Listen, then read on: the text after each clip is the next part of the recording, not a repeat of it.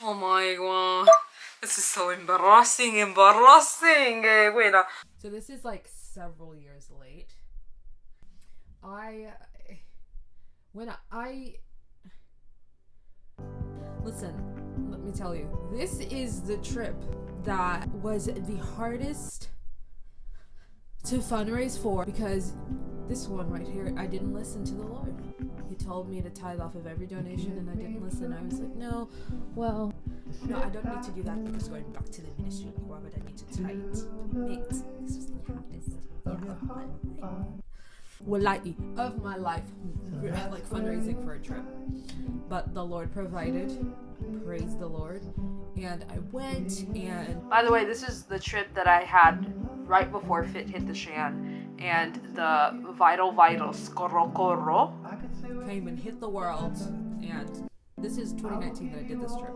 2020 was when I didn't do any trip, and it was suckish because the trip we were supposed to do got canceled because the president / dictator, decided to like kill all his people for uprising during the elections. But these are just like basic summers for everybody not in America, pretty much.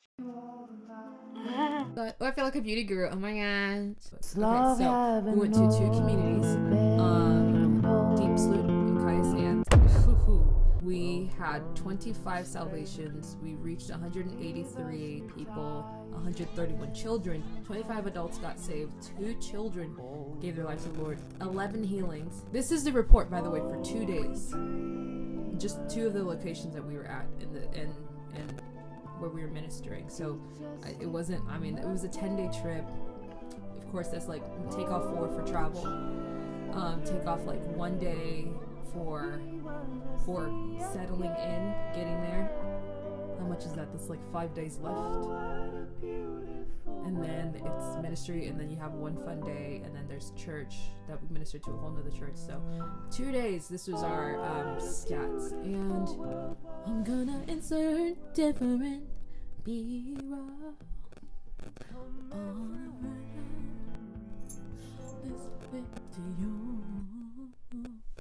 I love this trip.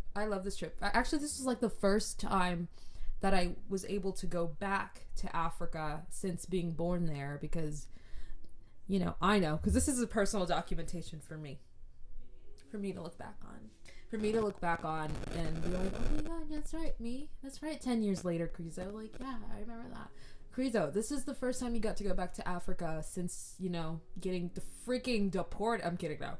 Being a refugee thanks to genocides. The Rwandan genocide that decided to spread over to DRC, and it doesn't help that your mama looks mad Rwandan, and it doesn't help that you also you can blend in the country. Yeah, most definitely. So we came to America. I always wanted to go back to Africa. That's not true. I actually didn't want to go back to Africa because I was like, it's war torn, it's ratchet. I'm not trying to die. And my dad was like, okay, bye, see you. So my mom and my dad, they would go to Africa like all the time, order, and never take me, never bring back souvenirs. And I'm like, hello, your child. So down as I started to do missions, as I started to travel, my first place traveling in a plane consciously that I remember, obviously because your girl immigrated here at the age of 1, was Switzerland, Bern, Switzerland, and Zurich, Bern, and I think we went to another location as well, and I loved it. I stayed up the whole flight. The food was magnifique, maravilloso. Do you get me? How do you say it in French? Maraville. But anyway, and then I did Honduras, loved it. Second trip, hated it. Third trip, I loved it. It was anointed. And by that time, God was like, babes, I've got good news for you. Pack your things, because what you're gonna do, your calling is to preach the gospel and travel the world and preach the gospel. I was like, I could get used to that. So when this opportunity came along, like fresh out of ministry school, like the next summer, like the next year out of ministry school, I'm pretty sure, Yeah. I was like, heck to the yeah, because by that time I was like, I'm going on every single year. Every single year. It just makes sense.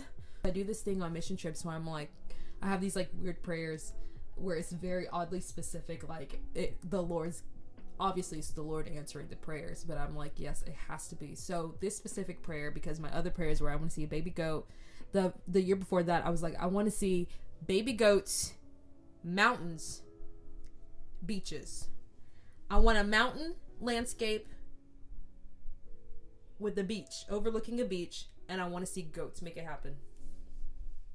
Make it happen. No, not like that. That's so disrespectful. But I was like, but that's what I want to see. And lo and behold, when we were going towards our beach trip in Pedernales, República Dominicana, we were on a mountain. I looked to my left, and there was the beach, bluest, beautiful waters I've ever seen in my life, yeah? And then, mate, that same city, baby goats. Baby goats. I cried grown woman tears. Because it was like a flock of goats, and then breaking from the flock were the baby goat. And I legit shed a tear. Like, it was the most beautiful thing I've ever seen. It was on a soccer field. Oh, excuse me, it was on a baseball field because we're Dominican Republic, and the Dominicans are happy because they had a baseball. And I saw the baby goats, the tabas, yes. And I was like, bless my heart, like, wow, God, you're so good to me. So this specific prayer was, let me see a whole Congolese person in South Africa. Babes, it wasn't till like one of the final days of the trip, the fun day, that one of the fun days, I'll say, that I met a full-grown Congolese woman. And your girl was struggling in my Lingala, let me tell you. I was like, Nalingi. See, if I could like quote Makoma's lyrics, like we would have had a full-blown conversation. But what is she gonna say if I'm like I don't know. You can't talk to people like that. So I was struggle busting it, but it's okay because she spoke English anyways. She was just like, okay, bote. So I was like, babes, I love you. Unfortunately, she told me to like, she gave me like her daughter's like WhatsApp and everything, and I literally have never contacted her. I told her I would contact her. God forgive me for lying. Hold my days. It's been what? Hey, 3 years. It's a problem. So that was dope, but that was South Africa, and I was like, then the desire grew even more because I believe my grandmother passed away like the year before this one, and well before that time I was like, we got to go to DRC. I was like, just as desires to grow, the desire to go to DRC grew and grew and grew. And you know what? When she passed away, I was like, oh dang it, like now we gotta definitely go because I have one last living grandma. She passed away. Spoiler alert. So that's not funny. So I was like, okay, Per, like I only have one Coco, one grandpa, right? So even more, I was like, that'd be so dope because I feel like I'm getting closer and closer with my travel to like DRC, going back. Next trip I did Zambia, and this time currently right now, because it's like April 23. Do you see that? 23.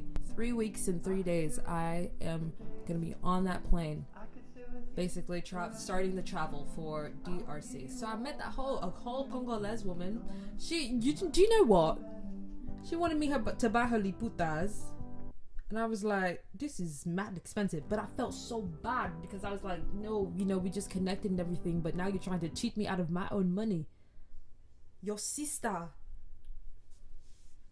Your fellow brethren. We just connected. I don't want... Sorry. Fun is over. I would take my money and I would leave.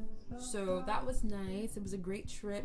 It was awesome. Like I recorded a sunrise and a sunset time lapse. I got to preach at an African church. That was freaking dope.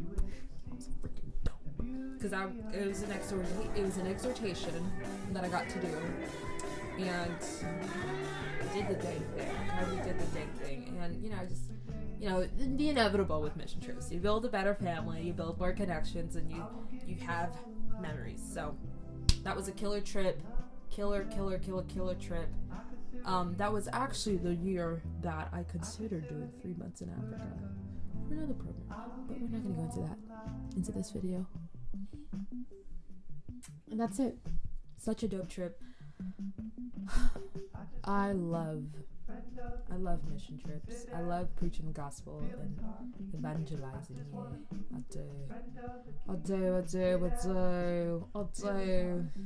I really do. Thanks for tuning in. I don't know where to go from here.